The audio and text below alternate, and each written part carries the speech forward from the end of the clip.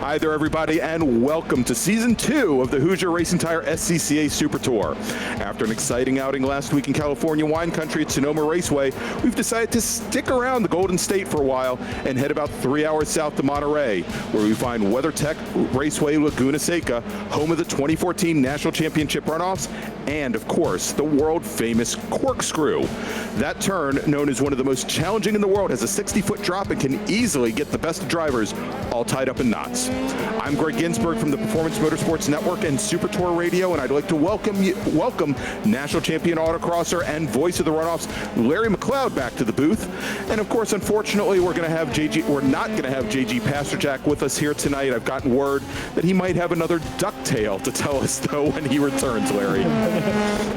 Yes, this is going to be a little bit more fun. I'm glad to be back. Last week was an interesting one for me, but I watched the race, watched the stream. Wow, that was actually a pretty exciting race, but we are going to have a lot of that same kind of excitement as we do. As you say, we stay on the West Coast for this one. We go from wine country to a place where now we have a corkscrew to open that bottle of wine here at Laguna Seca. This is just as tough a track to pass on. A little bit wider in spots, but man, this place is just narrow. There again, like Sonoma, not a lot of straightaway to this place. It just keeps bending and twisting, and like Sonoma, a lot of the little uphill, downhill, tons of elevation changes here. You know, once you come down that infamous corkscrew, as you can see here, you come down that, it just plummets down the hill, but it twists and turns all along, and when you think you're going to get a run on somebody, maybe the best chance might be going into that turn 11, that last hairpin before you come down the front straight, but even the front straight's not really straight, so it's a tough place to pass. So qualifying to me is going to be really crucial, getting a good start and then getting through turns 2, the Andretti hairpin. You know, I was just looking at our starter on the start stand, and I could swear I saw some puffs of smoke from a cigarette coming off of him. Yeah, and you'd never expect that out in California, so I find that awfully odd. And you mentioned it, and you said it, there aren't a lot of places to pass here at Laguna Seca. Of course, turn 11 coming that very sharp, actually not sharp, but it's a 90-degree left-hand turn coming onto the front straight. Very heavy braking turn, very slow turn. That is one of the places you will see passes made, but it's also the place that if you're a trailing car, when two cars go in there side by side, that you've got a great advantage if you can carry speed out of there onto the straightaway. Now, this is a fairly short course. It's just a little bit over 2 miles in length. It is about, as we mentioned, 11 turns here, and we'll talk about the layout of the track and the vagaries of the different turns here in just a few moments. But as you can see here from the overhead view, there are not a lot of long straightaways with the exception of that front straight. There are a number of elevation changes, and one of the things that you have here, Larry, is that as you look at this beautiful overhead view, you'll see not a lot of grass. You see a lot of very brown and gray stuff. There's a lot of sand all the way around the outside of the track. It gets dragged onto the track. As a matter of fact, you can see right here, we're looking over at turn 5, and you can see all the sand that's been pulled onto the track, and it really makes for a very low grip environment here. That I think one of the keys that we're going to have both in qualifying and also when it comes to race time is going to be throttle management, that you find that the drivers here have to be very smooth with the throttle. They can't, just go and nail the throttle, drop in very quickly. You've got to have a very soft tip in, and you're also going to have to look at, after you've made your turn in and you start heading to the apex, you're going to have to do a lot to control understeer as well. So it's going to be a very challenging course for these drivers. Yeah, it does. And I think what's interesting also about this place is it has such a variety of corners with the varying types of radiuses, and everything is just kind of a little bit different. So like the first half of the track is relatively flat through turn 2, which is kind of like a continuous hairpin around. Then you've got 3, which is a little bit wider, 4 is wider, 5's, not the flattest of corners. But when you're coming back down, you get all the way up to the corkscrew, that turn 8 section, and you come down the hill and you just have this plummeting down 9 and 10 section, but the apexes around here, especially through 10 and even through turn 6, to me are the two critical ones. So there's these dips at these apexes Yes. that are really difficult to drive. And to me, turn 6 is one of the most critical corners to a fast lap. Talk about fast for qualifying. If you want to be up in that front row or front 2 rows, to get a run, you come off of 5, you start that climb up those hills, and to carry the speed out off of 5 up the short straight, which you kind of see here coming into 6, there's a dip. You can actually see it where that red curbing is. There's a dip in there, and it's a dangerous dip. It really requires you to be on the throttle early for these drivers, but if you can carry your speed and get on that throttle so early, almost as soon as you're turning the wheel in there, you carry that all the way up that hill, that Rahal straight hill, all the way up to 7 is your braking point at the top of the hill. Very, very critical corner, but it's extremely difficult because it has that dip. You do it wrong, the car will actually take a step. It'll twitch on you, or if at the last minute you think you've done it wrong, you lift and the car will snap oversteer, you'll end up in the wall on driver's left. It's a dangerous corner, but the risk reward is there if you can do it right, because it just pays off in lap times. Yeah, and we see some, you were talking about how difficult coming down into turn 9 and 10 complex, the rainy curve at turn 9 is. We see a car that had just gone off there that to move back a little bit when you come out of the corkscrew and head down towards the rainy curve. It's kind of a waiting game. You're rolling down the hill, and as you come around through towards turn 9, you really have to be, you're not completely out of the throttle, but you're not full on either, and you just kind of have to wait until you get past the apex so that you can then get the car exited and start to bring it over and set it up for turn 10. And so, again, it looks, when you see this track overhead, you see a lot of close to 90-degree turns, maybe a little bit less than 90-degree turns, but it is very much a waiting game. Matter of fact, let's go. We'll take a look right now, Larry. I love this. At the track map here of WeatherTech Raceway Laguna Seca, what used to be known as Mazda Raceway Laguna Seca, and then, of course, before that, just Laguna Seca. And you can see the original layout here. It was a 9-turn course that when you came out of turn 1 and you headed up, basically turns 3, 4, and 5 did not exist. And what they did is they changed turn 2 into a hairpin, what they now call the Andretti hairpin. Then you set up for this 3 and 4 complex. Going into turn 3, it's also a fairly slow turn, a very late apex. As you start to build up speed, turn 4, a fairly high-speed corner, and then you come into turn 5, which is, you got a little bit of braking that you have to do there, but again, a very late apex. Now, the thing is that the track, they changed this layout in 1988 when they did a lot of changes, part of it to slow it down for the motorcycles, but also a lot of paddock improvements as well. And then as you come out of turn 5, you're going to start running up the hill, and as Larry spent a lot of time talking about turn 6 and the importance of carrying speed there, and you continue going up basically from turn 5 all the way up until you get to the corkscrew, up at turns 8 and 8A. Turn 7 is essentially the entrance to the corkscrew. It's all uphill, and then you start plummeting back down again, and it doesn't flatten out until you come out of turn 10 and start to make your way over towards turn 11 to start another lap. Yeah, it really is a giant climb up the hill, really, like you said, all the way from 5 until you get the corkscrew, and then it's from corkscrew all the way down pretty much right until you're braking for 11 is the other side of that hill. It's just amazing. And the visual is hard to describe at this place. The first time I visited there, you come in through the front entrance gate, the other side of the Andretti hairpin there, and you're like, where is this place? You come around that first hillside, and you just see this giant hill in the background. There's some great shots of this, that giant hill in the background, and realize that behind that is the corkscrew, and the whole track kind of rolls around the back of this. It's just an amazing visual of this place. It just kind of wraps around these hills, and it's an amazing place to watch cars and things. It's a great place for motorcycles. I mean, the legend of the Grand Prix bikes ripping around this place. It's really, whereas at its home, whereas today, we're going to be buzzing around here with these F3 cars, and later on, of course, with the MX-5s. And these kind of cars are also pretty much right at home, right kind of speeds for this kind of track. Yeah, matter of fact, we were talking about the rainy curve, turn 9, coming out of the hairpin. It was actually named for Wayne Rainey, who is a world champion motorcycle rider from Salinas, California, which is right outside of Monterey. And I believe he was the 500cc champion for a number of years. And so, we have portions of the track named after Andretti. We have after Bobby Rahal and Wayne Rainey here as well. And you can see here Stephen Ford coming out of turn 6, making the way, and not making the way up to up to the corkscrew there. And it really is a huge challenge. And you said it, if you don't get to that little dip right at the apex, the rear end of the car can just step completely away from you, much like it can step away from you if you don't spot your way down the hill at the corkscrew as well. Oh yeah, totally. You really got to be. This is a delicate balance. You can see the onboard shot from Gen 2 coming down this hill. It's very, very delicate balancing, just trying to get the car. And if you miss these apex away a little bit, because I talked earlier about that dip, especially at 10. If you come off that apex, you miss that apex by about 2 feet, you're outside of that dip and you lose that positive camber. It's amazing how much of a difference it really makes in these cars.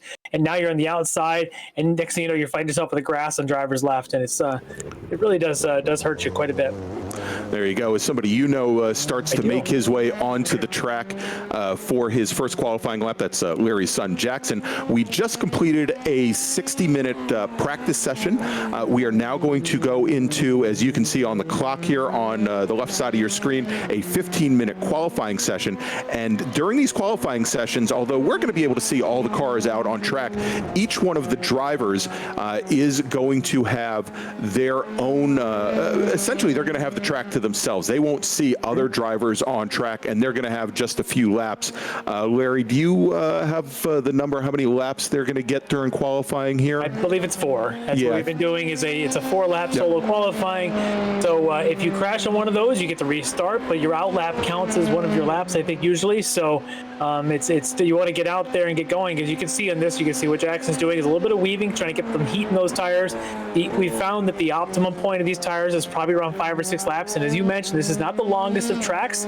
So you really your optimum is probably not even going to hit in a 4-lap sprint of qualifying. So you really want to work those tires early on and try to heat them. You're probably targeting that 4th lap to be your real flyer.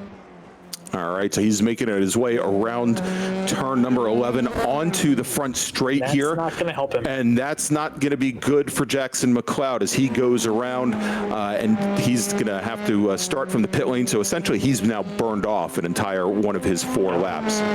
As we follow another one of our drivers right now, that's the number 189 car, Kyle Herbst. And we'll definitely want to see how Kyle does here. Now, Kyle started very well at Sonoma last weekend, last Thursday, but unfortunately got caught up in a first lap incident that actually took out a number of cars in the F3 race as we had 2 drivers get together about to complete the very first lap.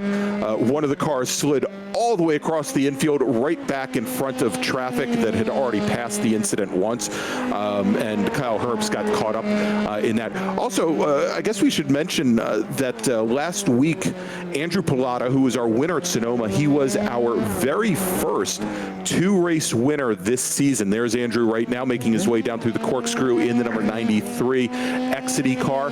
So he won the race last week in Sonoma, and after that incident on the first lap, he really had a fairly easy run to the checkered flag. Max King, yeah, he did. Max King tried to close things down. I think he got it down to about 2.5 seconds a couple times during the race, but King took the second step on the podium. Grant Vogel finished in 3rd, and it was a big surprise, one, because Vogel had started, I believe, 10th or 11th in the field. He also did not set a qualifying time until about a 1 minute left to go in the qualifying session at Sonoma. So it was a pretty exciting day there for Grant. Yeah, you mentioned about Kyle Herbst. I just wanted to point out that he has actually qualified fairly well in this series so far through the first 4 rounds. I think he's averaging 7th on the grid. last week was not his only rough luck on the first lap. He's averaging a finish of 33rd. Yeah. I'm not sure he's made it around more than 2 laps into the races. He's had some really rough starts. I mean, I haven't seen Paul Darling the last 2 rounds, who had actually been our pole sitter the first 2 rounds. Unfortunately, I think these guys have really qualified well and just had some rough luck in the first couple of corners. Whereas, being able to keep clean, as you mentioned about Max King and about Andrew Pilata, and these guys have really been able to keep their noses clean. And you look at our point standings, that's right now who's leading is Andrew Pilata's got a pretty decent lead right now. And there you go. Thank you, Director. Andrew Pilata's got the 82 points in the overall right now after 4 rounds. Max King currently in second, Evan Rackison. But that battle right now, Evan only a few points up on DeShong, Caleb Patry, Jackson McLeod, Nick Hems. 10 points basically separating those 5 drivers, or 8 points. Really tight battle there. I think, if I recall, we're going to get 1 drop. It's best 5 out of 6, if I recall. So this is just straight 4 of 4 right now. So if one of those drivers had a bad race, and I do believe Max did have 1 race, did not do very well. So he's got 3 races where I think he's been a win and 2 seconds out of 3 of those races. So he's got a great shot at keeping up with Andrew in these last couple of rounds. So keep an eye on that. And Evan may also be in that situation where a drop will help him if he can have some strong finishes through the end of the season. Oh yeah, without a doubt. And so talking about the order here and the current standings and how many drops there are and what have you, I guess we probably ought to bring up the fact that all of these drivers are fighting for a really nice prize. Competition 1 Motorsports Competition 1 Racing is offering a great prize package to the series winner in the F3 class this year. And what they're going to be offering is an arrive and drive package of a Formula Enterprises 2 Formula car at the Blackhawk Farms SCCA Competition Race School. So essentially you show up, you're going to have to pay for the entry, but Competition 1 will provide the car, they'll provide the crew, and everything you need. If you don't have your SCCA road racing license, it is a spectacular prize, but even if you do, it is a great opportunity for many of these drivers who are used to driving what we call the tin tops to have a weekend in a Formula car, and a very, very well put together Formula car. Competition 1 has provided the championship, SCCA National Championship winning Formula Enterprise 2 cars the 2 previous seasons. So you know that you're going to be in a good car. Of course, Competition 1, they are from Scales Mound, Illinois. If you want to get a hold of them, you can give them a phone call at 815-596-3009 or go to competition1racing.com. And of course, one of their cars, their FE2 cars, won the June Sprints a week and a half, almost 2 weeks ago, with Max Grau taking the win there on Sunday. Yeah, so again, very, very well put together cars, and an awesome prize if you win the season here in F3. All right, so going to the top of the leaderboard right now. Currently, your provisional pole sitter, it is Caleb Patry with a fast lap of a 1:15.166. That is a whole 33 thousandths of a second clear of Max King. Now, as we were looking at the standings, we saw 2 drivers that were right next to one another, and that's Caleb Patry and Chris DeShong. And I believe that both Patry and DeShong, and I think Evan Rackison may have been in there as well, but Patry and DeShong were the 2 drivers that got together last week and were knocked out of the race. So you can see they're still sitting very high up in the order right now, but it could have been quite a bit higher up if they had managed to finish the race last weekend. Now, of course, we do have, as we see, both Patry and Rackison are here tonight. Chris DeShong does not appear to have made the grid, so he's going to stand pat where he is points-wise. Yeah, and like I said, these guys will get 1 drop, and then look at the actual details of the points. Evan, Chris, and Caleb, neither one of those 3 had gotten any points last week. That could serve as their drop, so they've got a shot here in the next 2 rounds, rounds 5 tonight, as well as round 6, our final round next week, to make up for that, and possibly take down Andrew, who's currently in the lead, and Max King in second. So it's still anybody's game here as we got 2 rounds left, so it's still pretty exciting. There you go. We're following Jay Bonvalor right now. Jay, an amazing motorsports photographer. Lots of great shots from him that have made some of the major magazines. He is currently sitting 19th out of 20 right now on the leaderboard, so he definitely wants to step it up just a little bit. Had a little bit of a wiggle there coming out of turn 11, and I believe he may have another lap in him, so we'll see. Hopefully he can move up as he sits right at 19th with a fast lap of a 1:18.772. The last lap he turned was a 1:18.977, so not improving on his best. Yeah, I'm just taking a quick look down here with these short laps around here. Definitely gets folks through a little bit quicker. You know, it's not like we were at Road America and it's got that giant 4-mile lap around. It just takes quite a bit longer. This place, they click by pretty quick. The most drivers are actually about done, as you see Jay and John Vogel still out there. In fact, the Vogels tend to be one of the last ones to go out for qualifying. Yeah, as we mentioned at Sonoma last week, I think they were the last two drivers to set qualifying times and had been sitting at the tail end of the order, and I believe they started 9th and 10th or 10th and 11th. Okay. I think Grant still has a lap, maybe 2 laps to go. I'm only seeing 2 in the books for Grant. I don't see him on track yet. I think he's just pulling out of pit lane now, so Grant looks like he's going to head back out too. So the Vogels are playing the waiting game here in qualifying, maybe still tweaking setups and things. There you go. And John Vogel crosses the line with a lap time of a 1:17.608. That moves him up to 18th. It's a tough track. You know, the speeds around here really aren't that great, so it definitely is one of the tracks for your setup. Really needs to be a lot of downforce. You know, again, a lot like Sonoma, where again there's not a lot of speeds there. Really just keep cranking in that downforce. This is kind of the opposite of like we were talking about with Road America, where it's just everything's these long straightaways. This place is just just the more downforce you can find, the better. Yeah, it looks like Grant's working to get some more heat in the tires. Just on his out lap, so try to get a little heat in there before he comes plummeting down through 9 and 10 and set up for 11 to get that run down the front straight and start his lap. A little bit of time left. We've got about 4 minutes left of qualifying.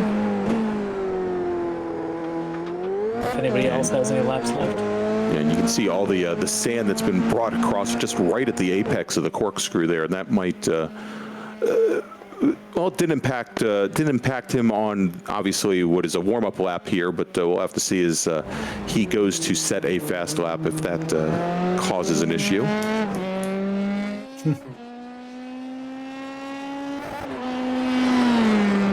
Yeah, watch it. You come around on this track, come up over the hill here, which is technically turn 1, and you're setting up for this downhill braking, which is really tough to do with the downhill. It just does not want to brake as well as it would in a normal flat plane. And you're trying to get a nice tight line around that turn 2 inch ready hairpin. Your tendency is to want to try and do this late apex, but what I find is a real tight line around there saves the time. But through these corners, just trying to carry some speed. They're just a little bit different on radius. So you carry speed off it just a little bit more off the second than the first. And then here you can see it, a little bit of a camber at the apex helps you a little bit if you can time it right as you climb this hill. And here comes that turn 6 we were talking about before, and you're looking for that apex. You can see it really hitting the curbing. Try and use that camber as that dip happens, and then you're just blind coming up the hill. You don't see 8 until you're already here at 7, and then on those binders. In the old trick, look down till you see that tree. I think there's a barrel or a cone on the wall opposite of you use that mark, right? Yeah, I believe there's a barrel there, but it's the second tree over. Yep. Over to your right. You try and spot that, and that's how you kind of know when and where to turn in. Yeah, when to stop turning and start turning the other way. All right, so Grant now coming onto the front straight here. The start-finish line is, as you can see, right before the bridge there, and he turns a lap time of a 1:16.133. That moves him up now to 9th fastest. I think John is still out there as well, as the Vogels are not done yet. It's good. It keeps this interesting for us. Keeps the track hot.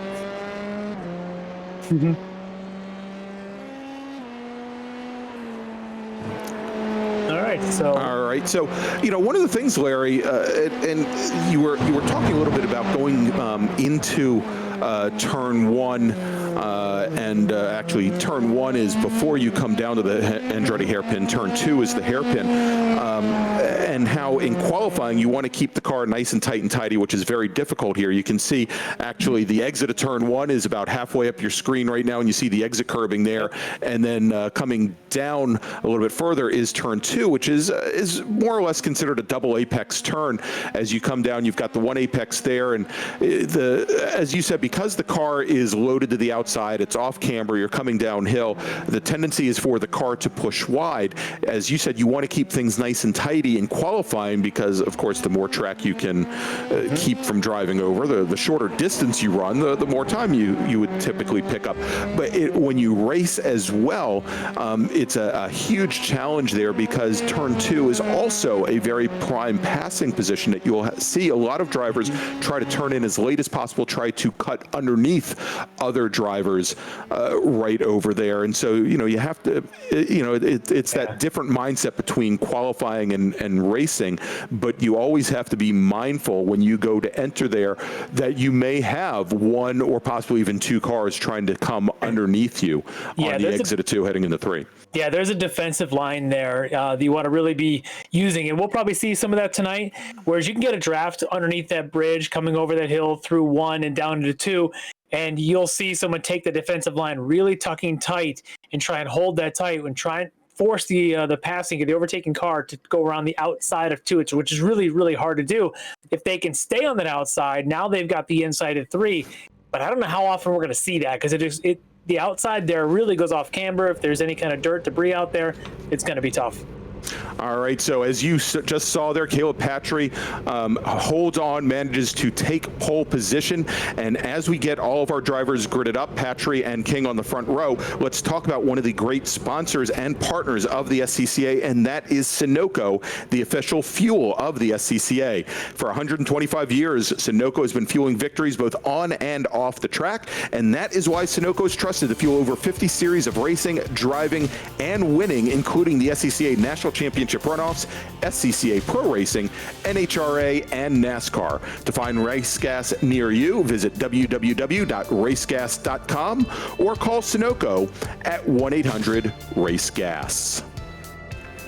All right, so Larry, we're getting the full field here rounded up. They're heading to the grid. We're going to have a short pace lap rather than have the cars drive all the way around the track here. You can see they're actually lined up coming into turn number 10. So they're going to come through turn 10 and 11, and then they'll take the green flag on the front straight. So we've got, as we mentioned, sitting on the front row, Caleb Patry and Max King, both drivers that have sat on the podium. Max King took our very first win at Virginia International Raceway, and I'm sure he'll be looking for a repeat. Currently, we only have one repeat winner. That is Andrew Pilata, who won last week at Sonoma, as we mentioned, and also at Road Atlanta in week 2. I would look for Pilata to maybe be a little bit conservative, knowing he's got 2 wins in the books. I'd look for Rackison to be the aggressive one, both of them on the same row, with Max King knowing he would like to get a win here. He and Caleb both probably going to be aggressive, looking for who's going to take the lead in turn 2. All right, so the green flag is out and in the air and heading now down towards turns 1 and 2. It's Caleb Patry on the inside and in the lead. Max King trying to take a traditional entry from the outside. You can see there the number 93 car of Andrew Pilata coming up right to the inside of Max King, but he's going to be pushed a little wide going into turn 3, and we've got a pretty big wipeout here. The number 135 car. Yeah, Vallejos has some issues. A number of other drivers have gone around. Looks like drivers are going over air boxes. Jackson McLeod there looks as though he was towards the end of the field there as well. Yeah, I didn't see what happened to that, but out in front though, it is Caleb Patry. Yes, we've got Patry and Max King sitting up at the front of the field as they now come up towards, come up and through the corkscrew for the very first time, sitting in third. Then we've got, looks like we've got Pilata. Then we've got Mackay Stevens, Jake King, and Kyle Herbst. I don't want to jinx it, but it's good to see Herbst. Looks like he might make it past an entire lap. Vogel's there. Yeah. Vogel. Yeah, John Vogel going off and I think that was up coming out of coming out of the corkscrew. So and more cars having issues coming through turn 11. Again, turn 11 really the slowest. I think the slowest corner on the course here. It is. What makes it tough is you're trying to put the power down because you get the long straightaway after, but it's really the only real true flat corner, and it's just you're in the wrong gear and the thing just wants to spin tires. It's really a tough corner to do. But going back to this start, what I was thinking that Evan Rackes would be the aggressor. What happened was he's on the outside of that row, and as we talked about at the beginning, that you want to be on the inside on turn 2. Oh, and we have car. Yeah, that is the Mackay Stevens, who was sitting in 6th position. He goes off now coming out of looks like he was coming out of turn 3. Pardon me, that's turn 4 there as he went around. So yeah, it looks like he just ran wide, dropped the wheels. Yep, there's that dirt and dust we were talking about. Yep. This place, it's you hit that stuff and it's just not good to get on at all.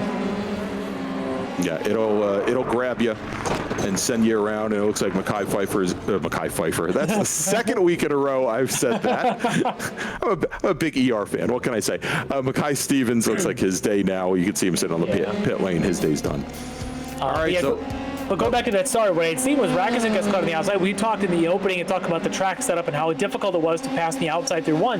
Well, Pilata was down on that inside line, and all he did was just stick all the way down to the inside and follow that inside train around through 2, which is exactly where he needed to be, and that's why he's up now right behind King and by Patry, and these 3 are just going to sit here in this train where Rackes got bumped back. He hasn't lost too much ground, but you can see it did hurt him quite a bit. And as we watch here, Caleb Patry, not I don't want to say not the cleanest driver so far. He can tell he's really pushing things. Oh, and there we go. Yeah. I shouldn't have jinxed it there. There's Kyle Herbst, puts the car around. Looks like coming off it too. Yeah, coming. Yeah, let's take a look. You know, we talked about it towards the tail end of the qualifying. How turn 2, you always had to look for drivers on the inside, and yeah, there you go. It's tough to pass it outside. It's we were just saying. It's just really tough to get the line there. I'm not sure Ford saw him there. Maybe thought he was leaving him up room. Didn't quite give him a full car width there, but that's unfortunate. Yeah, but you can see Herbst was all the way over on the exit curbing there. There wasn't much further that he could have gone. Yeah, that's what we're saying. Probably just didn't expect him to still be there. It's tough pass around that right side. But Patry is he's going to be under pressure. I remember 2 weeks ago when we were at the bull ring there in Lime Rock, Max King, he told us he had a setup that was good for the long run, not good in the short, and he knew that he was going to have to be chasing down. At that point, I think it was Pilata as well, and no, actually it wasn't Pilata that week. There's Rackes actually, but he was chasing down, didn't quite have enough laps to catch him. And I'm watching King now, wondering if King has got the same situation, but he's a lot closer now here to Patry. Maybe he's got a setup that's good for the long run. Yeah, and we'll have to see. Like I said, the first 2 laps or so, Patry, he didn't look like he had the car underneath him all that well. The car was skating around on him. He was taken to the dirt, turning in a little bit early in a number of corners and rolling off into the sand. Looks like he's gotten things back under control.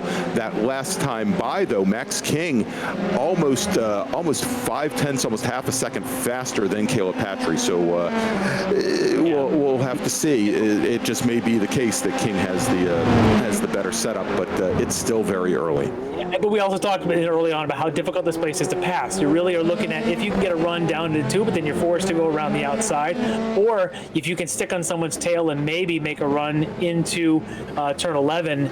Or if you can force someone to a really bad line off 11, then you get a better shot to take him down the front straight. But it's going to be really tough for Max. The other problem about following someone closely around here is it takes away your downforce, and how downforce is so critical around here, it makes it even harder to set up a pass. All right, and you can see the multiple camera views of Michael Hinkle thinking it's faster to go down the corkscrew backwards than frontwards, but he has continued on his way. Hinkle now drops to, I believe, 15th. He was running 11th at the time. Oh, and more trouble coming in through turn 2. Yeah, Stephen Ford for the 2nd lap in a row. And let's see, he got together with Andrew Wozencroft in the number 80 car. Wozencroft was running 15th. Ford, unfortunately, as we've seen a few drivers making his way around him. I wonder if he's now got some damage on that car, running a little off pace. See him now. Now he's just coming into 2 here. Yeah, gets the car back underway. Yeah, and he just ended up just driving the car straight out to the outside when there was another driver there. All right, so at the moment there, it looked like Caleb had a little bit of breathing room on Max as his lead had grown to about 9/10. Max now kind of chipping back away, back under 8/10 now. I think this is going to keep happening, but I suspect the pressure can stay on. Pilata, though, surprisingly, has kind of fallen back a little bit. He's about 1.2 now behind Max King. Kind of surprised at that. I figured Pilata would have the pace. He doesn't seem to have the pace here. Like at Sonoma, he just kind of checked out. I mean, it was just nobody had anything for Andrew last week, but this week maybe not quite the same sort of on a different level like he was last week, but right now it's Max trying to chase down Caleb. All right, and you just saw Kareem Hussein had gone around. He was sitting, I believe he was sitting in 6th. He fell back to 7th, so didn't lose too much there. Jack.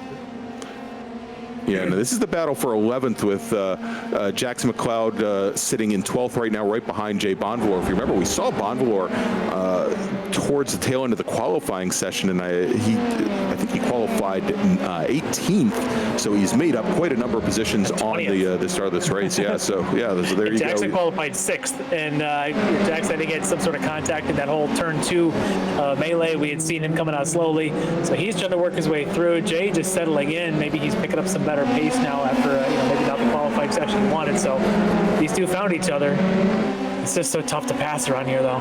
Yeah, you can see here, and Bonvalor is giving Jackson a lot of room. But look at this, and we talked about being the third car through, coming through turn 11, because sitting right behind the two of them is Stephen Ford, who has certainly had his troubles, but you end up it is the third car when two drivers go side by side into 11, and you end up getting usually a pretty good run, but hasn't been able to do anything with it. Again, we think he might be running around with a slightly damaged car.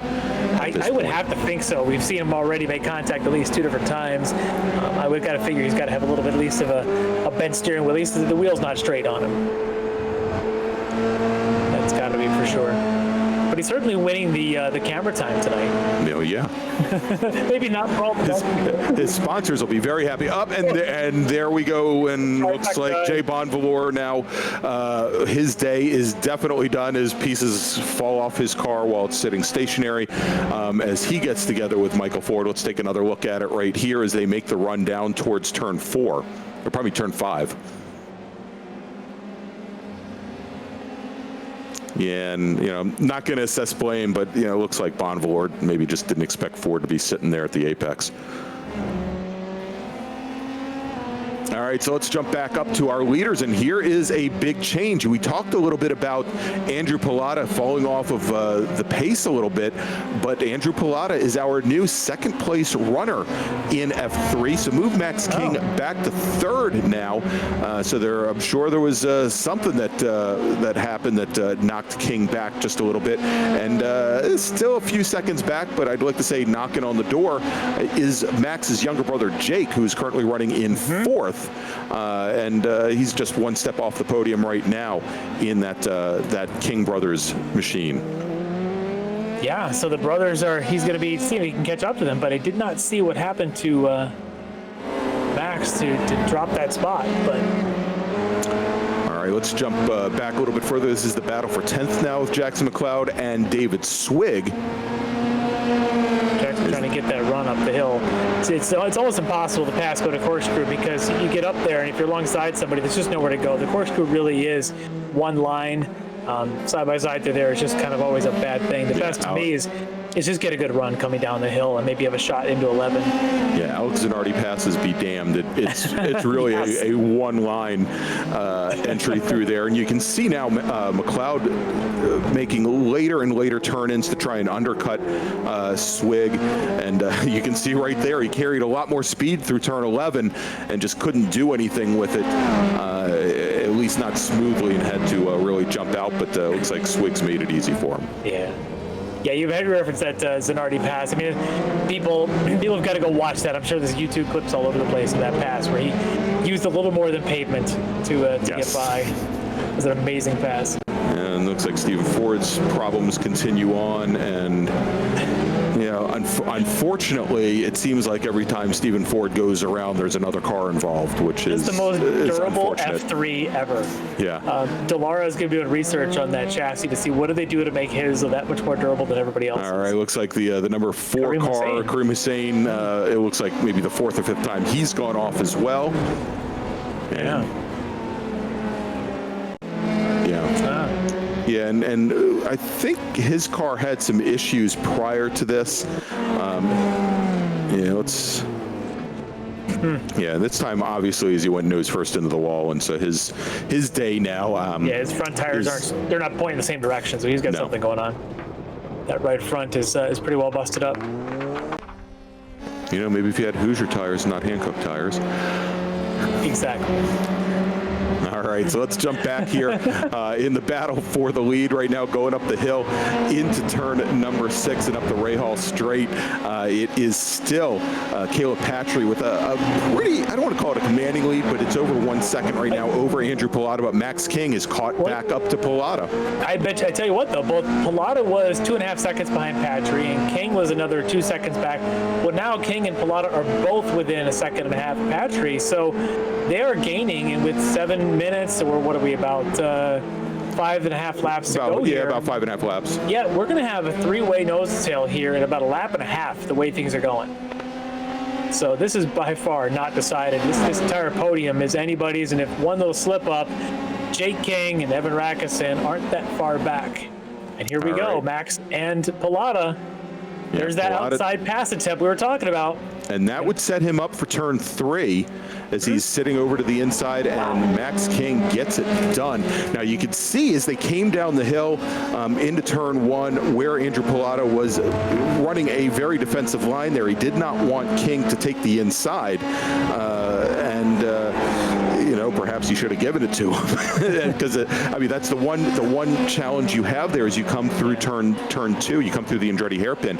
If you give a driver the inside, as long as they can only get up even with you, you're still in a good position going in through turn 3 and turn 4, and really have the opportunity then to work your way clear before you start heading up the hill coming out of turn 5. It's the gamble of can they get by you before you exit 2? If they can't, because because the middle of 2 is so far off camber down that hill, then you stay on the inside. But if you think that they can't, then go ahead, then give them that inside, because you are better off being set up for 3. It's that trade-off. But King just picked up another 0.5 second on Patrick since he made that pass. This is definitely, he's gaining very quickly on Caleb Patrick. He's flying. We shift back to Jackson McLeod. This is the battle for 8th as McLeod continues to try and make his way through the field. He gets around Grant Vogel, so drop Vogel now back to 9th in the number 23 car. McLeod now sitting in 8th with Alex Jensen, the number 66 car, the next in his sights, but it's a long way, almost 4 seconds before he gets up to Jensen. Yeah, and then it'll be another 25 seconds before he gets to anybody else, so it's going to be tough. But he's at least making a little bit of lemonade out of the lemons after the turn 1 incident, turn 2 incident, so he's trying to make something. But Patcher right now has got to be looking at his relative screen, looking at his mirrors, knowing that there is a red Max King coming at him strong right now. Because King, we just saw him a lap ago get by Andrew Pilata, and King is already 1.4 ahead of Pilata. King is moving quickly. I mean, you can see the closing speed, how late. Yeah, you can see. Coming into turn 11, you can see how much ground he made up. That last time by, he was 0.3 of a second faster than our leader, Patrick. Let's take a look this time. This time, 0.4 of a second faster than our leader, Patrick. So he is closing things down. Again, we only have now 4 laps to go. So he doesn't have a lot of time. If he can get up to Patrick, he's going to have to try and make the move. And we have seen where he will be aggressive. I guess week 1 go at VIR was one of the noted things was, look at this. Looks like the number 93. A little bit wide. Andrew Pilata having some issues. Yeah, he's still going to hang on to that 3rd spot for the time being, but you got to keep it on the pavement. It doesn't work so well on the 3rd. Yeah, so I was going back to Max King, very aggressive when he needs to be and wants to be. That he took the win at Virginia International Raceway on the first week of this season, going side by side through the uphill S's.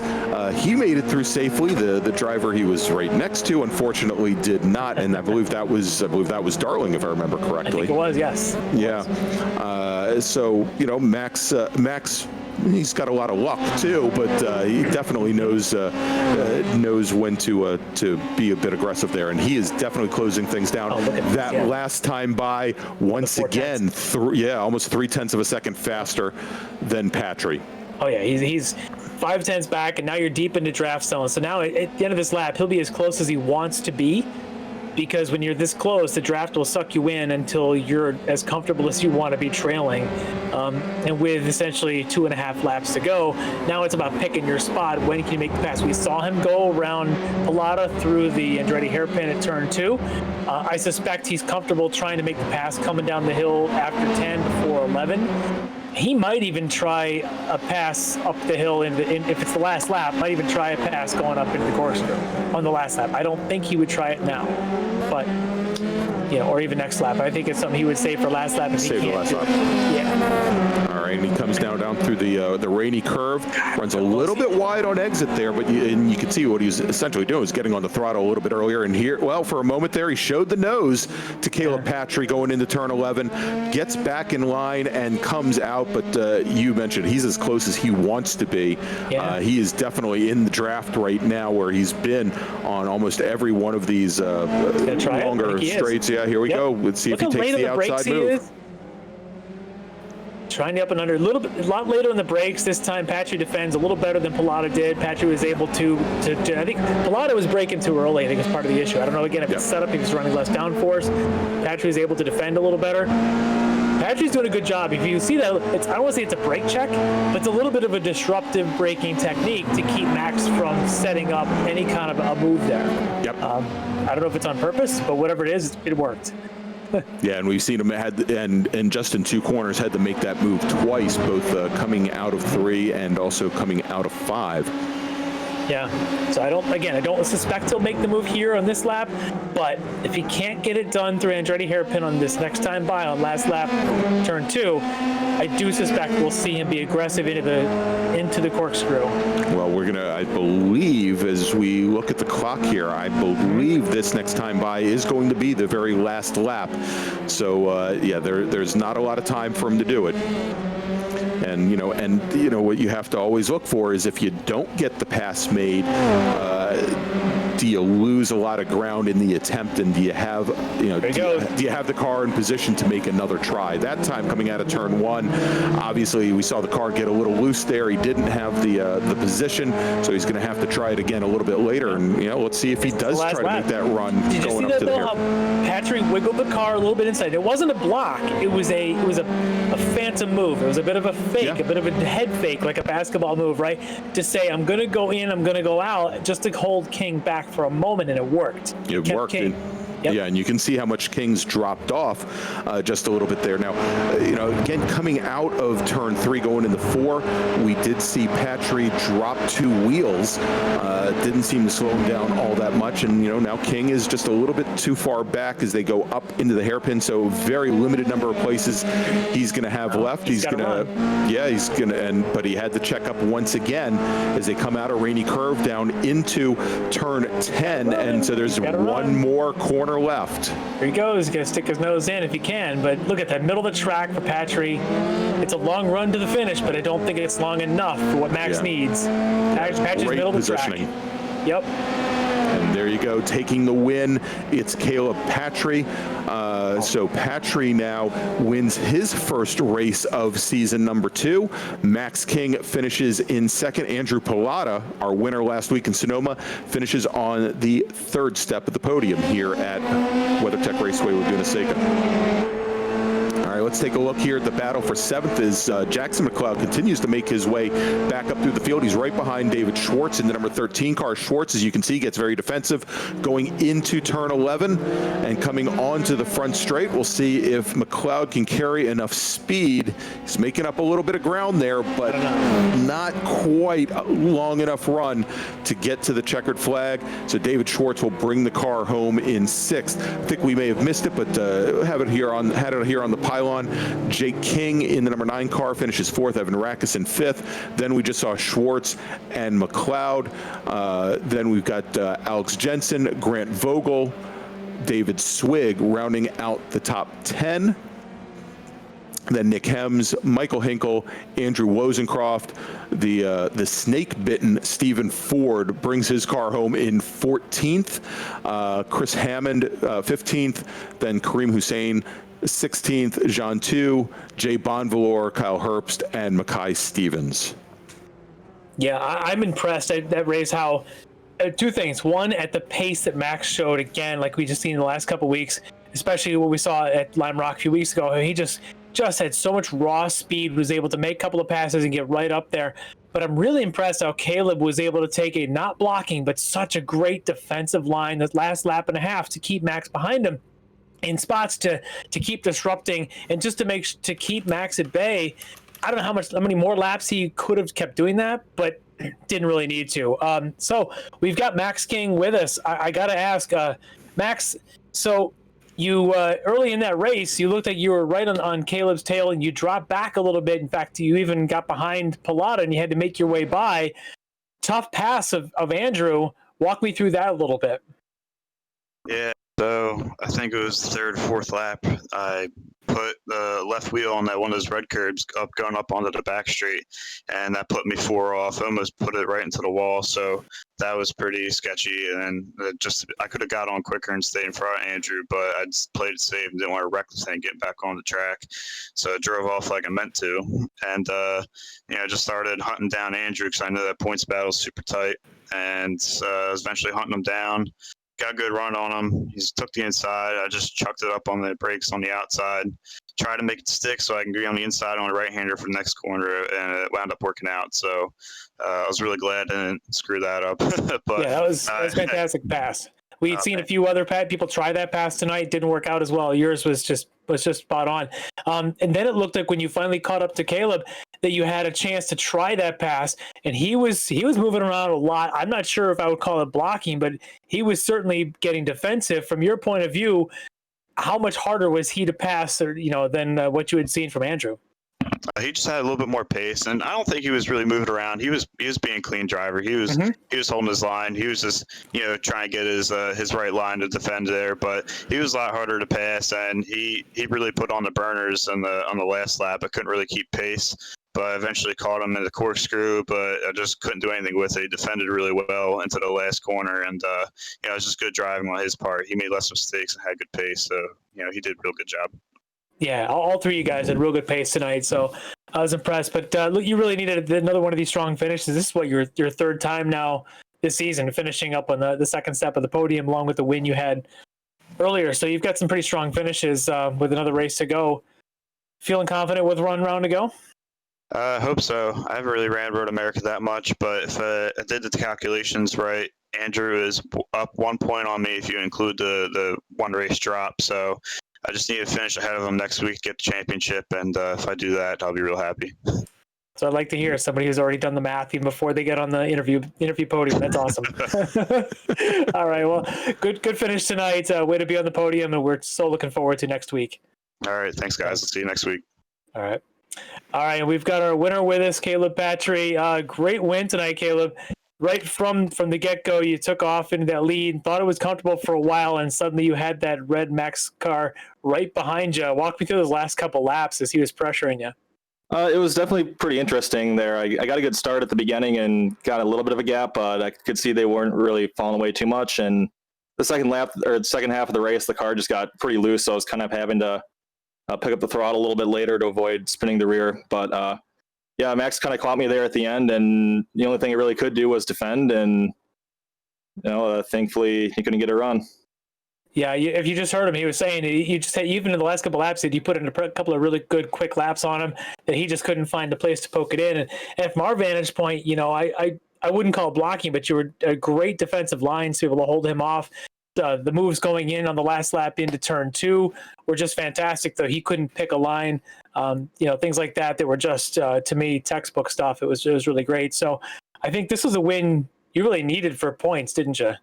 Yeah, I kind of made a few mistakes there the past 2 races and got caught up in a wreck the last one. So, I might be out of contention, but who knows? This win definitely helped.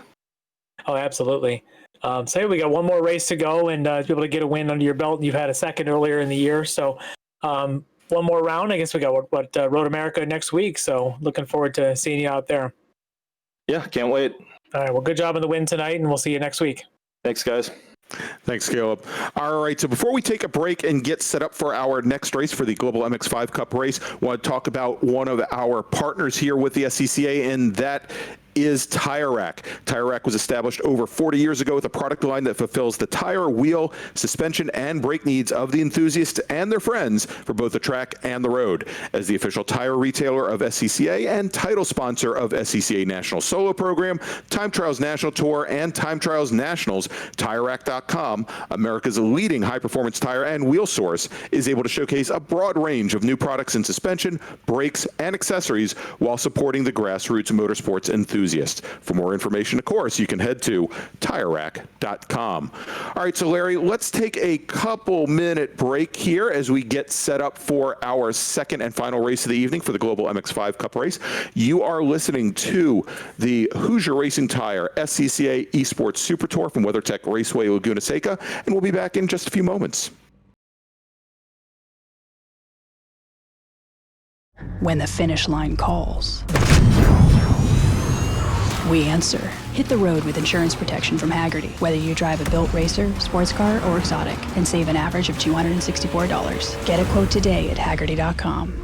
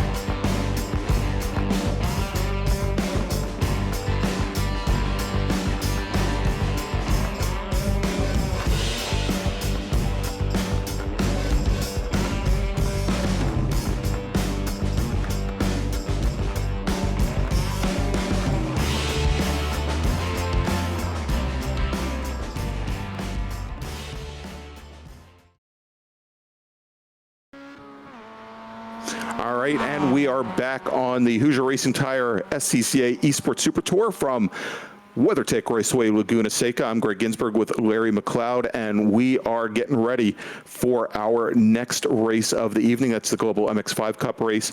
And Larry, as we get things rolling here, probably going to see something very similar, I think, to what we just had the last race. But I'll tell you, we had our race winner last week, DJ Alessandrini, pretty much already naming the winner of tonight's race, and it wasn't him. Yeah. Well, yeah. Well, yeah. I was going to say he mentioned that John Allen, who won at VIR and finished second to DJ both at Lime Rock and Sonoma, was going to pretty much walk away with the race this evening. So we'll have to see. Yeah, that's nice something to say. I'm sure John Allen loves the jinx. Yeah. Anytime somebody says you're going to walk away with it, it's like, oh, great. It's like being on the cover of Sports Illustrated, I'm sure. But I think there's plenty of announcing to do and plenty of interesting things. Otherwise, why would we run the race? And our good friend JG, the Mallard himself was on the screen there a second ago. So yeah, that beautiful Grassroots Motorsports car. Yeah, so he's making his way out there. There he is in the number 89 car, making his way around, and needs more ducks. Yes. I passed the photo on. JG actually posted this up earlier in the week, and we've talked about his issues with ducks before and how he normally runs with a virtual reality goggles, and he had a duck bite him in the leg a number of weeks ago. Well, he had more problems earlier this week, that apparently he was actually winning a race at the Nordschleife at the Nürburgring. And now I know the story's not true. You just said he was winning the race. Yeah, well, I mean, every racing story or fishing story, you're always in the lead. The biggest fish ever. I get it. Yeah. Yeah, exactly. So apparently he's running this race, and he's got the VR goggles on, and then all of a sudden everything just goes completely black on him. Everything blacks out, and one of his ducks apparently walked over top of the power strip for his entire computer setup and turned the power off. I guess he, felt a little ignored by JG, and well, there you go. Oh, all I can picture is that scene in Airplane where the guy just all of a sudden the entire runway lights go out, and there's the guy going with the cord with got the face look in his face. Cord in his hand. Yeah, that's exactly what happened. Now the funny thing is the picture actually shows the power strip pretty much surrounded by a pool of water. And so how the duck didn't get electrocuted, how JG didn't get electrocuted, I'll never know. I just thought we had Peking duck for dinner that night. What do I know?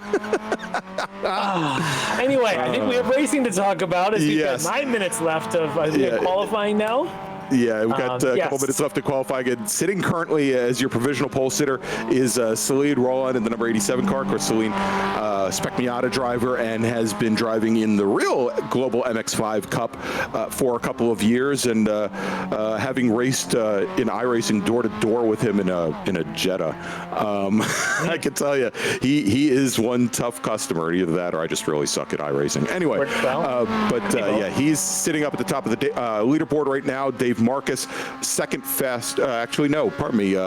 Pfeiffer is running second fast currently. That's Luke Pfeiffer in the number 10 car. Then we've got Elias Roman, Ismail Basso, Ryan Maloney, and we're following DJ Alessandrini right now.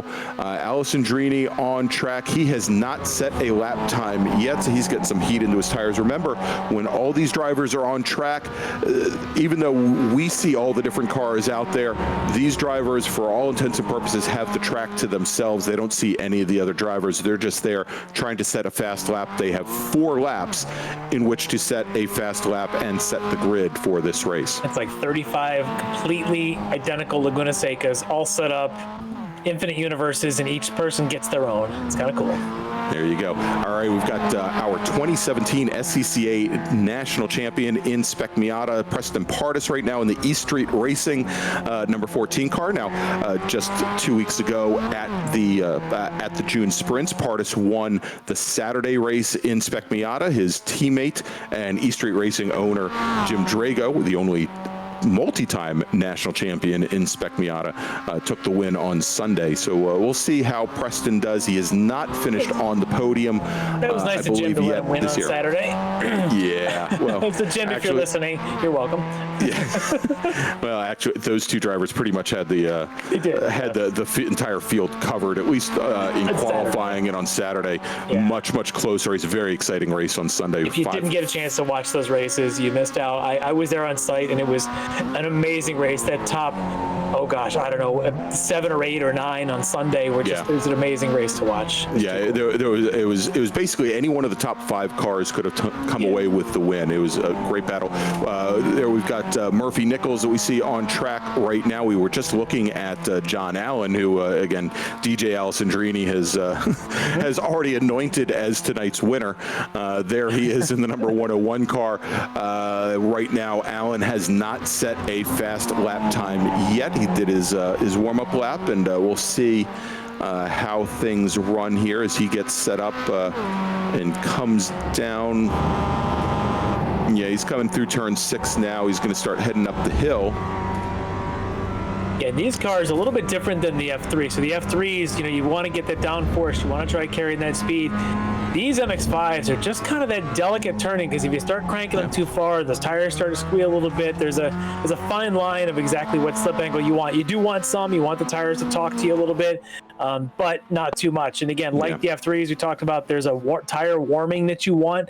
So these drivers are out there trying to warm a little bit on the first lap, second lap, shooting for that third lap probably to really be the real key one, and then try and, if you need to, go a little faster the fourth one. Now, we had seen earlier at one of the races where DJ Alessandrini, we were saying, I think it was the Road Atlanta race, where he went out and said, he's going to go out and put it down a flyer in lap 1. He puts a tire off somewhere. Lap 2, puts a tire off somewhere. And suddenly he gets to lap 4, didn't have a clean lap in the books.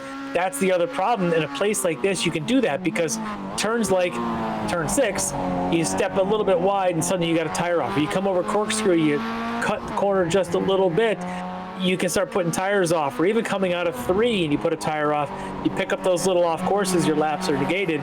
You got to really watch that. In these cars, you're trying to eke out, hundredths to try and get up into that front row, and it's going to be tight. We'll get to the times in a second. So you're trying to eke that out, and suddenly you find yourself on your 4th lap, and you got to put a conservative one, and now you can't finish, put a time down in the top 10. There you go. And we're on board right now with Ismael Basso, who is sitting at the top of the leaderboard right now. He is your provisional pole sitter with a fast lap time of a 1:39.454. That is, looks like 1/100th of a second up on Tony Basso, or probably on Tony Chow. Yeah, you can see this lap. He just went right off there, coming off a 6 and putting 4 wheels in the dirt, and that's what I was talking about. That just, that's that lap negated. So he's going to come around and do it again. Yeah, and Tony Chow, who had been sitting second fastest, we can see Basso now having lots of issues there. Tony Chow in the number 68 car, he now moves up to provisional pole sitter, the top of that timing pylon with a fast lap of a 1:39.116. That is a full 0.3 of a second, over 0.3 faster than Ismael Basso. So that was his jump 4th lap. So just a note, right? He's been out there for all 4. He dropped about 0.3 between his 3rd and 4th laps. And there goes John Allen now up and over the hill there through 1. Yep. And moving up to the pole position is John Allen. Sets a fast lap of a 1:38.937, about 0.18 of a second clear of Tony Chow. And you'll notice DJ Alessandrini now has moved up a big hop over the curbing, there. But he is now sitting 3rd currently on the leaderboard with a time of a 1:39.400, and it looks like he's aborting this lap. Slow motion. Slow motion replay. Thank you, director. Look at you fooling Ginsburg. I love it. Yeah. I do. Wow. Yeah. So keep an eye on when the slow motion becomes stop motion. Is that when you figured it out? Yeah. Keep your eye between John Allen and DJ Alessandrini. They both just finished their 2nd lap. They each they're on their 3rd. So they're going to finish up about the same time. So watch and see if this lap for DJ, as he watched him, that's what the replay was.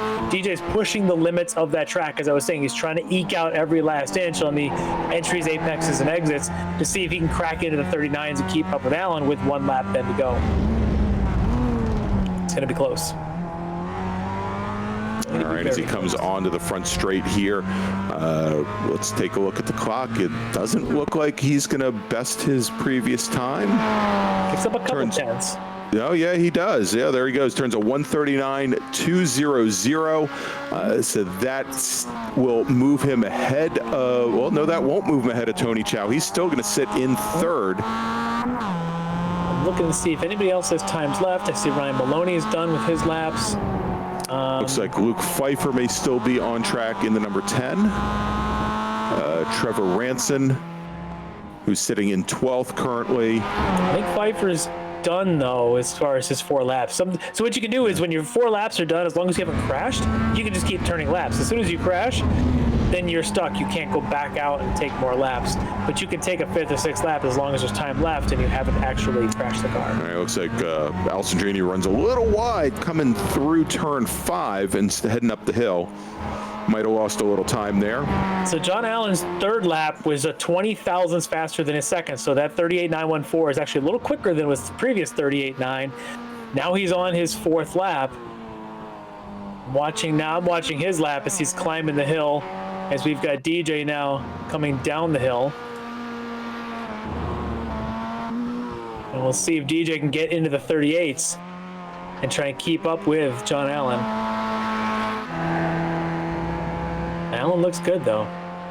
DJ's not wrong. Oh, a little bit of a slip up there as Allen kind of sliding through 9. See if DJ can get into the 38s. It's going to be close. I don't know if he can do it. No, doesn't do it, though. 39.384. That doesn't even best his previous, which was a 1:39.2. John Allen crossing the line. Of course, he was already sitting at the top of the leaderboard. Turns a 1:30.019. Probably a 1:39.019. Sorry, and so. Pastor Jack could do it. He could click off. No, he's not. He's going to. No. Are you sure that's not just slow motion? So maybe it is slow motion.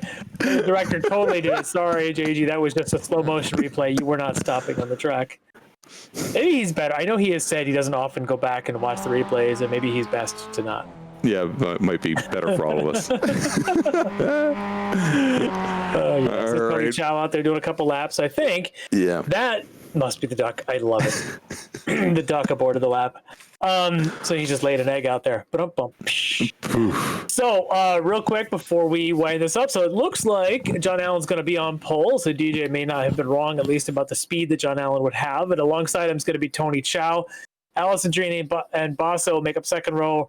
Roland and Pfeiffer will be on the 3rd row as we will start gridding up right about now. All right, so as the cars are getting gridded up and ready for their race, let's talk about another one of the great partners of the SCCA, Hawk Performance. And Hawk is the official brake products of the SCCA. For over 25 years, championship-winning drivers and teams have demanded Hawk Performance Motorsports brake pads. Now you can have their advanced technology on your daily car, truck, or SUV with Hawk Performance street friction products. With the improved HP Plus pad for that hybrid street and track feel, or Super Duty pads for tow vehicles, or the new Talon Street Rotors, Hawk has all of your braking needs covered. Visit hawkperformance.com and like them on Facebook to learn more about the Hawk Performance Advantage. Hawk Performance, what's stopping you? All right, so yep, go ahead. Yeah. I was going to say we've got the field lining up on the grid there, and you can see sitting up. We've got John Allen, who is our pole sitter, I believe, right next to him, as we mentioned. Is going to be Tony Chow. Then we've got DJ Alessandrini, I believe, right beside him, and then Celine Roland, I think, was sitting 4th, if I remember correctly. But wanted to mention as we have the cars get ready for that pace lap, we were just talking about Hawk Performance, Larry, and Hawk Performance, along with Coney shock absorbers, offering up a great package to the winner of this season on the eSports Super Tour. We talked before about what the F3 winner is going to get. If you win the Global MX5 Cup Series this season, you are going to win a set of Coney shocks. you are going to win a set of Hawk brake pads and rotors. And in addition to those, you are going to get a free entry to the 2020 Tire Rack Time Trials Nationals powered by Hagerty. It's going to be held at NCM Motorsports Park in Bowling Green, Kentucky this year. Of course, that's the home of the Chevy Corvette manufacturing facility and the Corvette Museum, and it should be a great time. But great products from both Hawk Performance, Coney Shock Absorbers, and we want to thank the folks at Hagerty for providing that entry to the Tire Rack Time Trials Nationals this year to our winner of the series. Love Time Trials Nationals. A great event. It's a lot of fun. The cookout on the Friday night and Saturday night is a whole lot of fun. But we're here to watch the MX5 Cups cars, and I'll be looking to see if our usual cast characters, if Maloney back there currently starting back in 8th, can make any move here on this open lap. Yeah, we had Ryan Maloney in that Olsen Vest car. I had to mention that for my good friend Alan Olsen. And John Allen coming out of turn 11 had about a 4-car length lead, I think, on the rest of the field. But now coming out of turn 2, heading up towards turn 3 and 4, looks like Alessandrini has made his way clear of our previous second place runner Ismael Basso and Tony Chow, moving Tony Chow now back into 4th position. Then we've got Celine Roland 5th, Luke Pfeiffer, then Elias Roman as our leader. 3 wide. Yeah, look at this, two wide now coming into turn number 5 to start making the way up the hill. Celine Roland to the inside, and then we've got right next to him we've got Tony Chow, but clear of both of those drivers, John Allen in the green-white number 101 car, DJ Alessandrini in the number 91 car, and you can see the bottleneck right back behind Celine Roland right now as they head up. You said Roland is definitely no fear when it comes to side-by-side and sticking his nose around. And right there you just saw it all the way from 3 to 4 and 5 and 6. It was side-by-side all the way up. Clean. I mean, finally he shook it out. He just said, I'm going to stay here and someone's going to have to work harder to get by me. And he's the one that comes out. But here's Tony Chow. He's going to struggle to get back in. Taking the long ride, yeah. Remember, he started 2nd, and look at him. He's all the way back at about 10th or 11th right now. Yeah, let's move.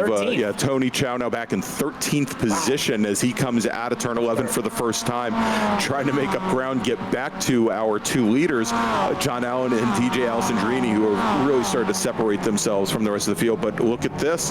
Will Robbins in the number 35 car. A couple cars appear to have gone off coming through turn 11. Oh! And Greg Hubler almost backs right into another car. Hey, that is, it's certainly a blind spot from where he was. Totally is, yeah. Sitting there right past the apex of turn 11. As I see JG go by, you sit there like that, you're backing up, it's like a sitting duck. I had to throw in the duck joke because it was just there. Just had to reach for it, but I had to get it. But yeah, it's tough because that wall is there and you really can't see over it. So if you're coming in or if you're him backing up, you can't see either way. It's tough. It's a really hard corner. It's just kind of flat. But this pack, this is going to go on all night because as we talked earlier about this track, we talked about this in the opening. It's a really tough place to pass. So you might be 4/10, 5/10 faster than somebody, but this place is so difficult to pass. You're going to try side-by-sides. It doesn't always stick. And it's tough to get around. So you end up with a lot of this side-by-side, but at the end of the day, can you actually make a move stick? Or do you end up with what we're seeing where Alessandrini and John Allen are just out and gone, and then you end up with this bottleneck of 3. Wow. Did you just see that pass coming down through the corkscrew? That was I was going to say, if we could back it up a little bit, but that was a spectacular pass. Yeah, here it comes. I think it's Pendergrass that comes around the outside. There you go. Look at that move. And you said there was a 1-lane road through there. They're proving me wrong. Yeah, let's make it take a 2 lane. We're going to put a nice dash yellow line in the middle of the corkscrew and say, no, this is now a 2-lane road. Yeah, and there's Tony Chow right behind him trying to figure out where to go. Actually, and a couple great drivers. Yeah, Preston Pardis sitting right beside it as well, and had to let him go on through. Oh, we've got another big tie-up here on the front straight. Oof! Oh, we have contact on the front straight. Yeah, this is just crazy because, again, you get that relative speeds. Everybody's just kind of getting a speed. If you come off of that 11 and everyone else, somebody gets a run, look, oh, that's just not good. Nope. Suddenly they've tangled mirrors. Oof. I just love how the hoods just completely disappear from these cars. They get vaporized when they hit walls. Yeah, that's Artie Gallegos, and that's who the other one was. All right, so we're back watching Preston Pardis, currently running in 14th position in, oddly enough, the number 14 E Street Racing car. He's got Thomas Pendergrass right ahead of him, and Tony Chow, who started off on the front row, currently working 12th position, trying to make his way back through the field as they come into the corkscrew. Yeah, that's a tough opening lap for Chow.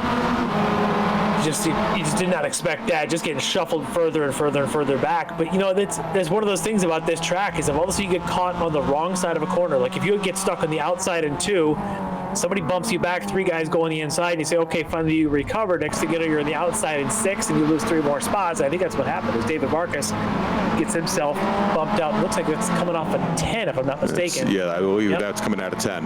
Yep. As the 63 there of Charles Bailey going around his outside as well. So a lot of frantic nature of this, as we're still in the opening quarter of this race. Things have not settled at all. No, I mean, at least the F3 drivers, with a couple of small exceptions, got everything done within the first 3 or 4 corners on the first lap.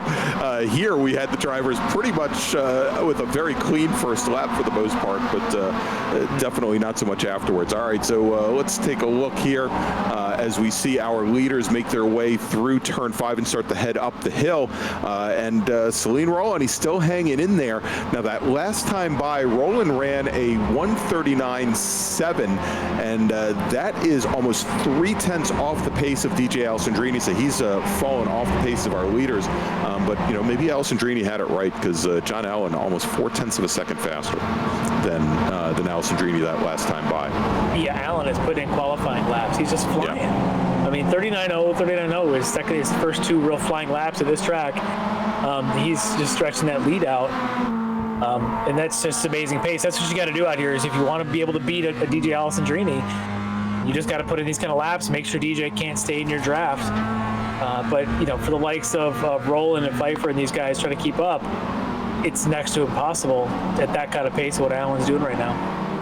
Yeah, now last week at Sonoma, we had Alessandrini, John Allen, and Ryan Maloney more or less nose to tail for pretty much the entire race. And when I say nose to tail, about a car length to a car length and a half typically separated them, and not a one of them could get into a position, because of how tight things are at Sonoma, couldn't get very close, but they were all running more or less the same pace as time went on. Here we're just seeing, I don't want to call it domination, but at this point, as you said, John Allen, he's running qualifying laps right out of the gate. 38.92. He qualified at a 38.91. Yeah, he's doing qualifying laps now at lap 4 in the race. He's clicking them off. And look at Alessandrini. He did a 39.0 in lap 2, but he might have still been in John Allen's draft. Now he's got no draft. He's doing 39.4, 39.5. Allen is just flying right now. It's just amazing. Clinic. But all right, now I don't think he can keep that up. So we'll see. All right, so a little bit further back in the field, we're looking at the trunk that Olson Invest Financial, so Alan Olson, he's going to love me, of Ryan Maloney. He's currently running 6th. He's got Ismael Basso sitting right behind him. Oh! And as we were watching the trunk of Maloney, maybe we should have been watching the nose of Ryan as he got into the front of Elias Robin there in the number 28 car, and that allowed Ismael Basso to get by both drivers. Yeah, I think. All right, here we go. Let's take a look. It looked like he might get a little bit of help from behind, which extended his braking zone right about here, and he just couldn't stop. So a little bit of bump drafting at the wrong time did not help him. Yeah, so there you go. And so now Maloney, who we were talking about, Maloney finished 4th last week at Sonoma. It looks like his day is done. All right, so we're on board right now with Tony Chow, who again started 2nd in the number 68 car.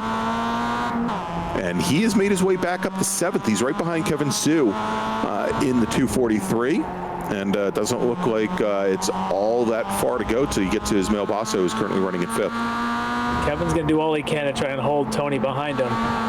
Kevin's got that tail hanging out though, and that is not the fast way to keep your momentum down that straightaway. No, and you can see how much he lost right there. He's a tough pass, but I don't know how hard he's going to make this. I think he knows there's a speed delta that he can't do much about. Yeah, lets him by. So but Chow now got his sights set on Basso, and then a couple seconds up the road is going to be Pfeiffer. That's going to be, I don't know if it's going to be enough time to catch him, but Chow is going to do what he can to see if he can get up into that top 4. All right, a little further back in the field, the battle, we've got Murphy Nichols in the number 5 car, and he is currently running 12th. He's got Tyler Campbell in the 37, David Marcus right behind him, but great run so far by our youngster in the field, Murphy Nichols, 15 years old, and he's running, I believe it's the Smoketown Brewing Station car. His father is the master brewer there, so hopefully, as much as I've said about Murphy the last couple of weeks, hopefully I can get a good beer. Well, you're certainly trying. I expect to see a couple growlers in the mail in the next couple days. I'm not sure how that works, but what the heck? Why not try? Yeah, true. All right, pulling down the pit lane, we can see now here the number 37 of Tyler Campbell. Looks like his day is done, and the line of cars on the pit lane is getting longer and longer here. Yeah, I'm wondering if Tyler had gotten one of our incident counts penalties for a drive-through.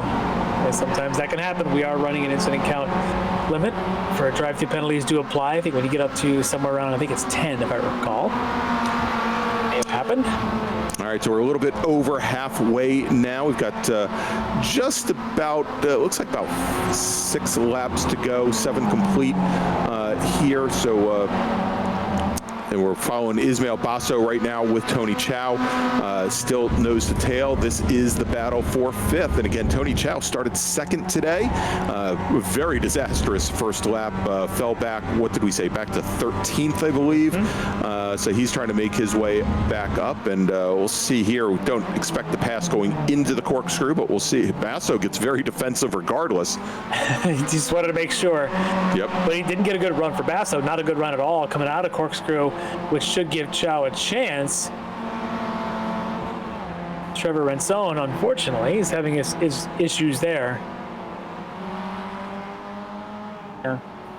Yeah, a little trouble with his network tonight. Yeah, and he looked like he had some issues coming out of turn 6, heading up the hill towards the corkscrew. All right, so let's go back. We're on board now with Kevin Sue. That's the same battle we were looking at, the battle for 5th. So it's now a 3-car battle. Yeah, it is. I think it's because Kevin Sue's been able to kind of hang on, got a hold of the draft there behind Tony, as Tony's trying to make this move. And again, this is tough. This is where, as now you got traffic merging back in, but he's trying to make this pass on Ismail Basso, and this is those kind of places where if you just sort of hold middle of the track, you make it impossible to get by. So if Chow's got sights of trying to catch Pfeiffer up the road, he's going to have to make this move on Basso now, or it's just going to run out of time to get a chance at that 4th place spot. Yeah, see if he gets aggressive.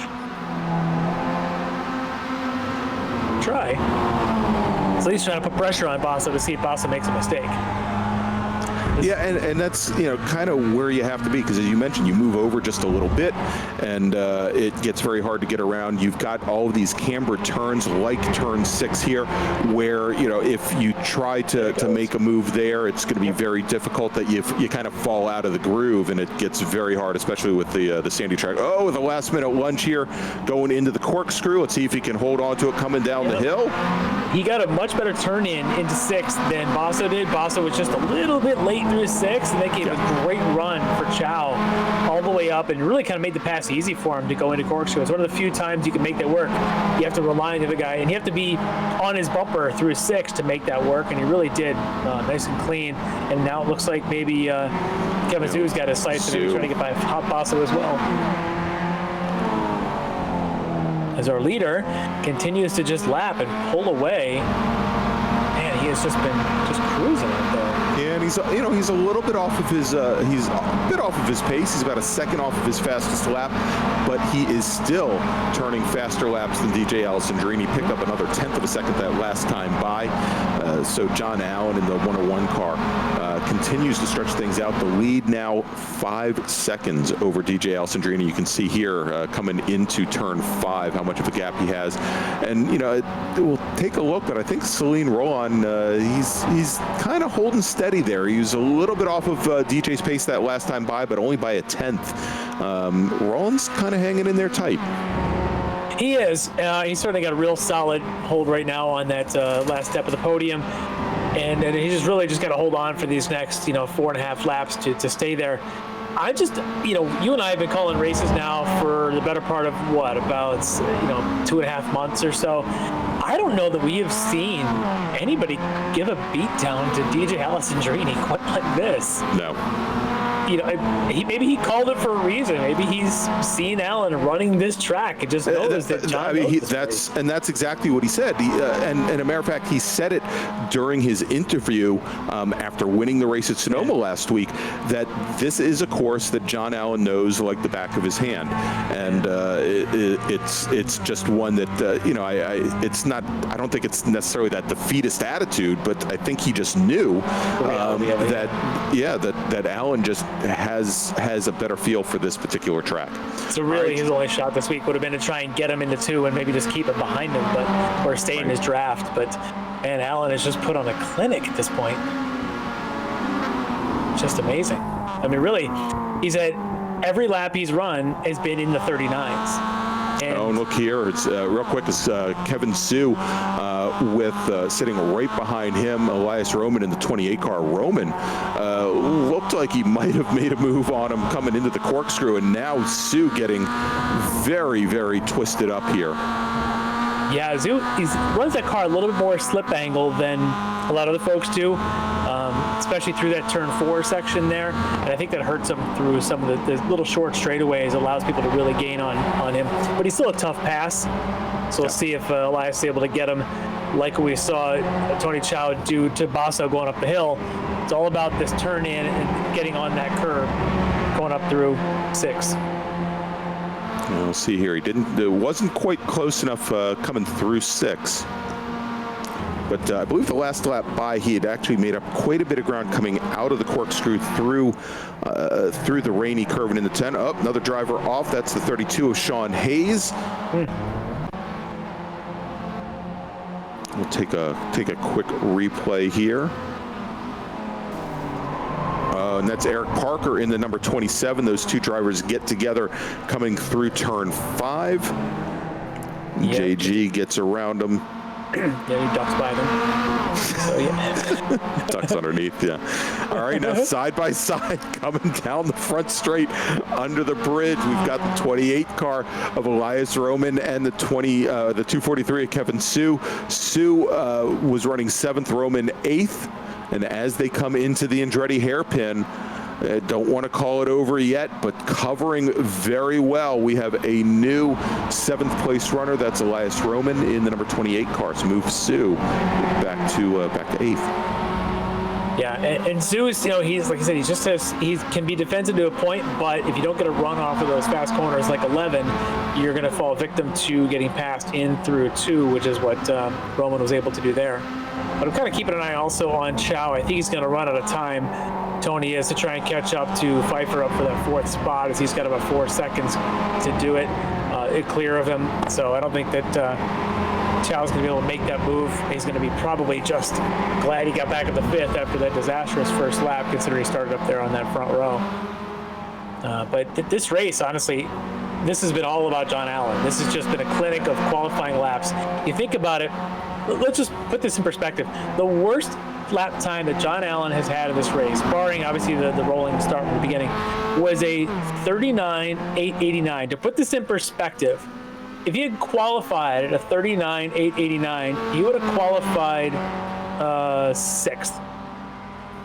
So his worst race lap still would have put him in the 3rd row of the grid. So that's impressive. So basically every single lap puts him in the front 3 rows of the grid as race laps go. That's unbelievable consistency as well. I'm impressed. And this is going to set up, if this next lap and a half goes as it's going, to put you in perspective of the points, we've talked a little bit about it, this, and we haven't talked a lot, but the points for MX5 Cup, after 4 races, DJ Alessandrini came into this with 2 wins and 2 second places, 92 total points. And an 8-point lead over John Allen. But John Allen came in with 1 win and 2 seconds. If he gets this win, he will also have 2 wins and 2 seconds to DJ's 2 win and 2 seconds, if you consider their best 4. Remember, our series is best 5. Ryan Maloney's currently in 3rd, Michael Carter 4th, Elias Roman 5th. Their points are pretty far down. We're kind of getting into this showdown of these two. They're essentially going to come down to the last race. They're going to be in a virtual dead heat for their best 4 finishes, with DJ having a bit of a leg up in that his worst finish will be a 2nd. Allen's got to finish at least 2nd, but if Allen wins the last race, basically if Allen finishes 2nd and DJ's 3rd, they'll tie for best 5 out of 6. All right, so John Allen coming around turn 11. Depending on when he crosses the stripe here, we may have 1 more lap. And yeah, it looks like we are now, and just by about a couple of hundredths of a second, the white flag comes out. We're on the final lap here from WeatherTech Raceway, Laguna Seca. And John Allen, our leader in the number 101 car, he has now a 6.5-second lead over DJ Alessandrini. And Alessandrini, the last couple of laps, as I've been watching, has been getting a little bit more loose. I think he's really driven the tires off the car to try and keep up with John Allen. And you can see now that Celine Rowland, with just about 3/4 of a lap to go, don't think he's going to be in a position unless Alessandrini really does something drastic. But Celine Rowland now only about 2 seconds off Alessandrini. He's been running consistently faster laps than Alessandrini. All right, so let's go back. We've got the battle here between Kevin Sue and Elias Roman in the 28 car, and they are once again nose to tail. Sue did not give up the ghost after Roman got around him a couple laps ago, and they are still he's hanging in there. Nose to tail, yeah. 1 slip up by Roman, and Zoo could easily sneak on by, but he's got a great turn in there. Just got to watch his exit on that curbing, but that's about textbook to be able to hold him through corkscrew, and then it's just about getting a good run through 10. And Elias Roman should hang on to the spot, but any slip up here around corkscrew, which is easy to do, and it's going to leave it open for Kevin Zoo to sneak on by. But there is the clinic, the teacher, the mathematician himself, John Allen, just putting on a show. Man. And there you go. Even though our flagger doesn't hold out the checkered flag for him, once again, I don't know where we get these guys, but John Allen in the number 101 car, he takes the win, runs flag to flag to take the win here at WeatherTech Raceway Laguna Seca. As I said, I think he came out of turn 11 with about a 3-car length lead on the start of the race. Oh, here we go, coming out of turn 11 on the last lap. That's Preston Pardis, and who's that right next to him?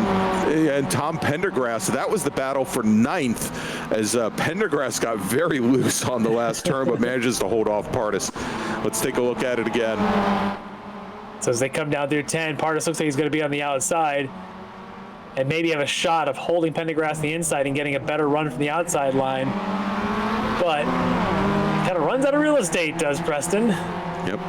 And has to settle for Pendergrass did not make it easy for him at all on that last turn. And I think they're talking about it right now in their chat inside of iRacing. So I wonder what they're talking about.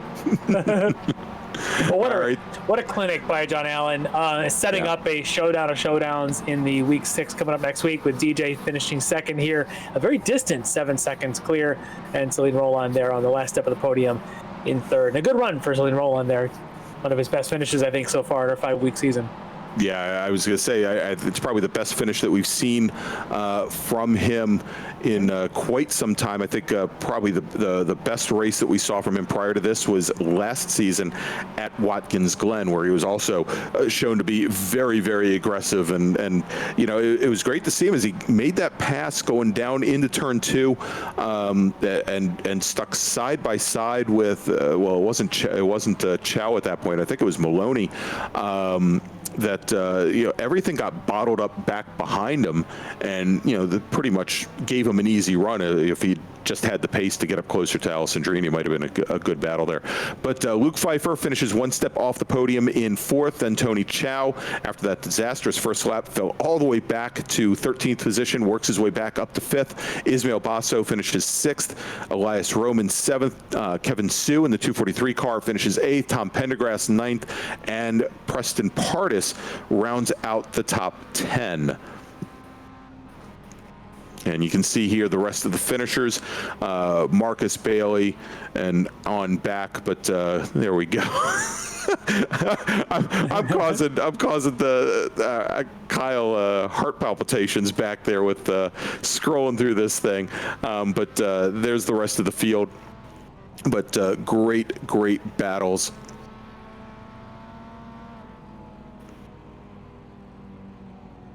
All right, we're looking to see if we can pull in one of our finishers. While we wait, Kyle, let me go and we'll make a quick read here. We'll talk about one of our sponsors, and we mentioned that they are offering a part of the prize package for the Global MX5 Cup Series champion, and that is Koni Shock Absorbers. And Koni Shock Absorbers and the SCCA have had a very strong history from the 1950s all the way up to the present day.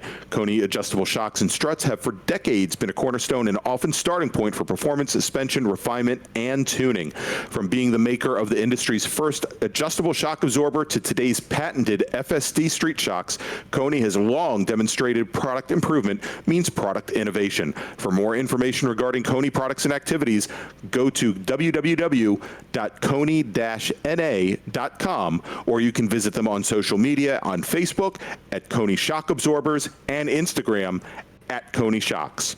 Koni Shock Absorbers, great sponsor of the SCCA. Yeah, absolutely.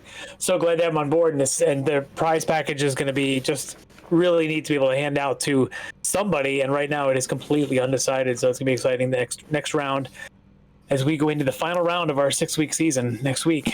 Yeah, and now we were talking about how close things are, and I guess at this point we probably should talk a little bit about tiebreakers. That the way things are set up, we are using the exact same point scheme that we use. Maybe scheme was the wrong word, but the exact same point scheme that we use for the real life Hoosier Racing Tire SCCA Super Tour. And if there is a tie, the tiebreakers go to the the person who has won the most races. If that is still tied after that, the person who has had the most second places, third places, etc. So, so it is going to be very tight here, as we have again Alessandrini with 2 wins, John Allen currently with 2 wins. So we are joined by the man who finished on the second step of the podium, and I just want to know, DJ, what are the lottery numbers going to be this week? If you could just let me know. Don't tell anybody else. Just if you could we could talk offline. All right, I'll slide into your DMs. All right. If you could, please, thanks, because you called this one. You said this was going to be John's race to win, and he walked away with it. In fact, we were just talking about how he basically ran the top 2 rows level of qualifying times for the entire 13-lap race. Very impressive. You did your best to look to try and chase him down, but at some point you realize, he's just out of reach. Yeah, I had John was going to beat me anyways, but I was hoping to make it a little bit of a race. But lap 1, turn 2, turn 1, whatever. We're going into the corner, and I go to turn in, and Ismail just released his brakes just to tap my left rear tire for some reason. So the car was not doing exactly what it should at that point. But I made it work, and I knew John was going to be super fast on this track, like he always is. It's Hartley and John are like the fastest people in the world at Laguna Seca, so I knew I wasn't going to be able to sneak one away unless he made a mistake, and John drove a perfect race. So it did not look like he made any mistakes tonight. So, but coming away with a second is certainly no small feat, and it's good to get those kind of points, keep adding them up, because you guys on a best 4 right now are in a virtual dead heat. So it's going to be really exciting going into next week. We can't be more excited about watching that showdown. So it's going to be exciting.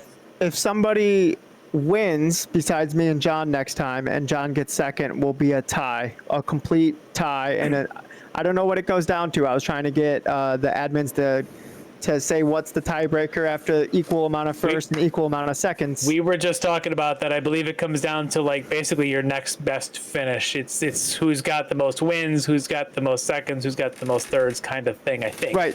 So if John gets second and somebody else wins next time, we have the same amount of first and the same amount of seconds, and then the drop race. So we're tied completely. Does that mean we both win the prize? There's only one prize. There can be only one. Do you want the front shocks or the rear shocks? So we're just gonna have to keep this in suspense and watch you just get all antsy and twitchy for the next 7 days. You get ready for Road America, because I'm excited about it, and it sounds like you are too. I'll be fine. Road America is one of my better tracks. I always figure out a way to weasel my way to the front. The car might not be pretty at the end, but I'll get there. All right. Well, your new nickname is now the Weasel. If I can have that from Pauly Shore and give it to you, that's great. So, but anyway, good finish tonight. Getting some second place points, and thanks, DJ. Yep. Thanks, guys. All right. Thanks, DJ. And we've got our race winner with us, John Allen. John, I'm looking at your lap times, and we were just saying your worst lap would have put you 6th on the grid tonight. You just put on a clinic. You got some experience around this place you want to tell us about? No, I mean, never been in reality, but it was honestly a track that for a couple of years on iRacing really confounded me. And I think it's true with a lot of people. It just sometimes it just clicks, and when it does, you don't have to care why. You're just glad it did. And somewhere along the way, it just came easier, and I've never really looked back. So it's definitely a strong track for me. DJ mentioned that last week, and I tried not to let that, reverse psychology take effect, but I felt really good. Had a little in the bag, and running 39 flats for the first half of the race, and then he got his slow down. I was able to kind of back it off for a transitional lap and then run high 39s. I think I could have still been running 0.4s and 5s through the race, but there was just no reason to push at that point. Plus, I almost really took away the storyline from next week from you guys, and I would have had to apologize. I nearly zinged the motor in the first lap.